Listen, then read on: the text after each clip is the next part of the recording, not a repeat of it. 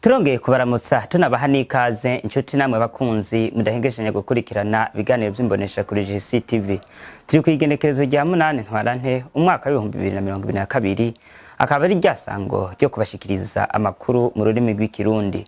David Mugisha ni wari mu buhinga bw'ivyuma mbere niwe nawe ari katuma amajwi n'amasanamu bashikira tankomanzi nayo kuri mikro muri kumwe na Sibomana Ponsier. Turabaha ikaze.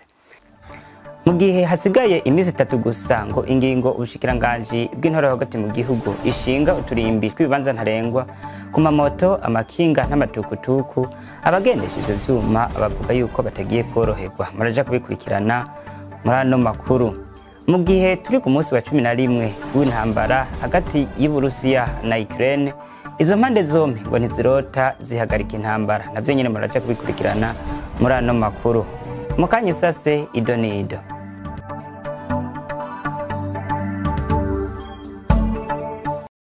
Inkuru imwe ukwayo.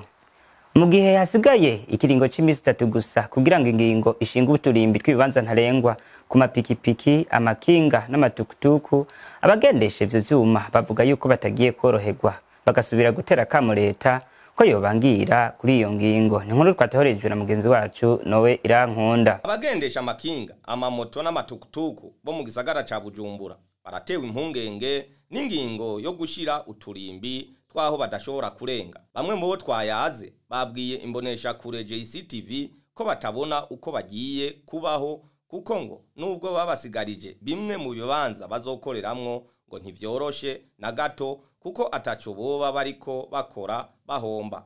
Kurikirana bamwe mu bo twaganiriye. Image nko hasigaye imisi 3 twiteguriye kubahiriza zijya ngingo zafashe tukubahiriza bijya itoro batubwiye kibe gusa ikibazo kiduhanze n'ikimwe ikibazo cyo kugira ahantu tuzozibiza ikibazo cyo kugira mu hatuva iyo twari dupanze kwegereye aho twabize kubera mba nko mu Nyakabiga urumva sinzeza yo kubitsa icuma mu Kinama canke mu Kamenge ngo binyorohereze gutonda bizoca biba ngombwa komba nkikangira n'urushaka kuja guhiga inzu yo kubamwa aho hafi nyereye gutonda kutari umurimo wanje wa misi yose. Kandi ikindi naco nk'ubu ugiye kubaza n'ahantu bari basanzwe babitse ubu amategeko kwa kubitsa mu mera majana 5 bakurisa yita aho kubitsa ashike ku gihumbi. Rero tugihe hasigaye nk'imisi 3 ingingo ije mu ngiro utagihagarara uvuga bisigura bizoduhana kubera naho gira ngo bizoja kubitsa naho ntibizoba kuzona muri mag uretse ko baranadugije n'abari basanzwe babitsaho nk'iyo cere baje amasaha y'abapolisi kiringo cyade tuguharagana gukora nade kucageze saa moya maze kubona yo kutoshike iyo je kuraza kuja gusanga n'abari basanzwe bari bamwe karere barabikije cyamaze kuzu kwa muri ko bajuragira bize cyane urumva iyo ngigo yamara kuja mu ngiro muri make ibintu zabidukumiranye mu buryo butandukanye. Cyo no saba yaze leta n'umuvyeyi wa bose nuko wafashe iyo ngingo nabo bafatikanije mu kwiga ivyo vyigwa bagize.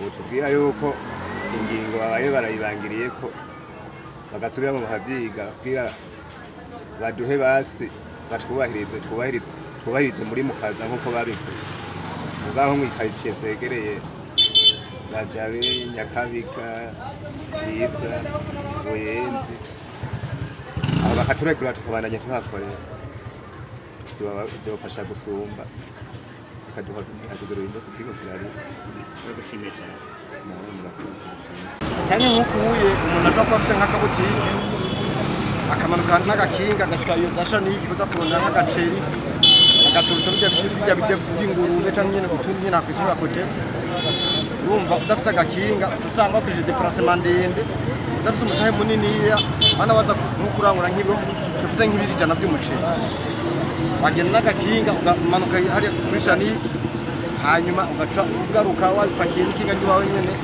amugaca bitangira amahera makinga ayikize imodoka ziduga iwacu ko bokumviriza umwene gihugu mutoyi nabo bakaraba ukuntu ushobora kuba kuko urabona nino mu gisagara ca Bujumbura harimo twayaze yavuze ati buryo ati naho buri gitoki ukakigura ngaha kuri hoteli ukakijana ku yindi soko naho bakiguze kizimbuza kizoca kidoga kubera déplacement ndende n'umwene gihugu iki kintu kizomushika ku mutoyi.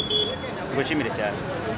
Ivyo biruko mu gihe hasigaye imisi 3 gusa kugira ngo iyo ngingo ishigwe mu ngiro, nayo abo bagendesha ivyo vyuma basubira gutera kamo leta ko yoba irabangiriye iyo ngingo. Usanzwe nka kujya kuntu bavuze ngo hari ibibanza twemereye kujya no kutwirukana nta kinga mbere ubu nyene urabura amafaranga kandi utembera hose niwaja mu kumba kamwe wumva uzoronka amafaranga gute. Twebwe dukomye amashi tutakamba tuvuga ati batubabarire tubandanye dukora kuko nka twebwe dusubiye mu marigara twogira ingeso nyinshi twari twaraheze twosubiramo bamwe twaracoma kandi twaragira nabi no gusuma bwari bwakugaho dutanguye kuzakorera turuha byose twarabihagaritse mbere ubu no gusenga. Mu gihe turi ku munsi wa 11 gw'intambara itavanako hagati y'Uburusiya na Ukraine, ivyo bihugu vyompi uko ari bibiri ntibirota bishira ibigwanisho hasi. N'ubu nyene subira mukurikirane Noe Irankunda niwe yadutohoreje ayo makuru. Mu gihe turi ku munsi wa 11 intambara itanguye muri Ukraine, Uburusiya burabandanya kugaba ibitero no kwigarurira ibisagara bikomeye. Ku rundi ruhande ingabo za Ukraine nazo zerekana ko zishoboye, aho zerekanye amashusho y'indege yakajugujugu yakorowe na misile. Ku ruhande rwa Putin we ntarota yorosha ibintu, avuga mbere ko Ukraine ikwiye kwakwa uburenganzira bwo kwitwa igihugu, akagereranya ibihano yafatiwe n'amakungu nko gusomborotsa intambara. Ariko naho biruko Prezida wa Ukraine imbere y'abanyagihugu biwe ntarota ayamanika, ahamagarira abanyagihugu ba Ukraine na cyane abagabo kugwana gushika ku kanyuma. Abari hagati y'imyaka 18 na 60 baguma biyandikisha kugira barugwana. Abarusiya bo baguma bagaba ibitero vyo kwegereza no kugota igisagara Kiev. Ibisagara bimwe biramaze gufatwa n'abasirikare b'u Burusiya, bikaba bigaragarira mu mafoto berekanye yahahora ibirindiro vy'abasirikare ba Ukraine. Mbere bakaba berekanye n'ibigwanisho vyinshi vyafashwe, aho bavuga ko harimwo mbere n'ivyoba vyatanzwe n'umuryango wo kwivunira umwansi hamwe OTAN. Kuva ku munsi wa gatanu inyuma yo guha agahengwe gato igisagara ca Mariupol, abasirikare b'Abarusiya bamenyesha kuri uyu wa gatandatu ko basubiye intambara mu ntumbero yo kwigarurira ico gisagara burundu. Nkuko bivugwa n'abaganga batagira imbibe, ibintu ntivyifashe neza Mariupol kuko inkomere ari nyinshi.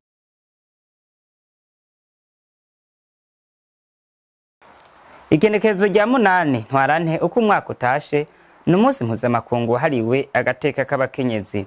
Uyu munsi mpuzamakungu ukaba wabayeho inyuma y'imyerekano yatunganijwe muri Leta Zunze Ubumwe za Amerika hamwe n'abakenyezi bari mu mugambi w'abasocialiste, aho basaba guhabwa uburenganzira bwo gutora. Hari muri Ruhuhuma umwaka w'1999. Mu myaka y'1913 n'1914 abakenyezi baba mu Burayi hamwe no mu Burusiya bakaba kandi barasubiye kugira imyerekano, aho biyamiriza intambara hamwe no gukubagurwa ku bakenyezi, aho nyene bakaba barahafatiwe nabi, maze leta zitandukanye z'ibihugu zikaba zahavuye zemeza ko mu kwezi kwa gatatu ariho uwo munsi w'abakenyezi uzokwama wibukwa, ngo nakaryo rero kadasanzwe ko kwirimbura kwa bakenyezi mbere no gushira agateka kabo imbere. Mukamenya ko n'igihugu cy'u Burundi kitatanzwe kwifatanya n'amakungu mu guhimbaza uwo munsi mpuzamakungu w'agateka k'abakenyezi, ukaba wahimbarijwe mu ntara ya Rumonge, ariko ikaba ari inkuru tuzogaruka ko hanyuma. Inshuti namwe bakunzi mwariko mudukurikirana, ni no kuri iyo nkuru turangirije ko amakuru twari twabateguriye, ariko tubibutse ko mushobora kubandanya mudukurikirana muciye kuri Facebook, Instagram, Twitter na YouTube, mwandika akajambo JCTV naho butaha.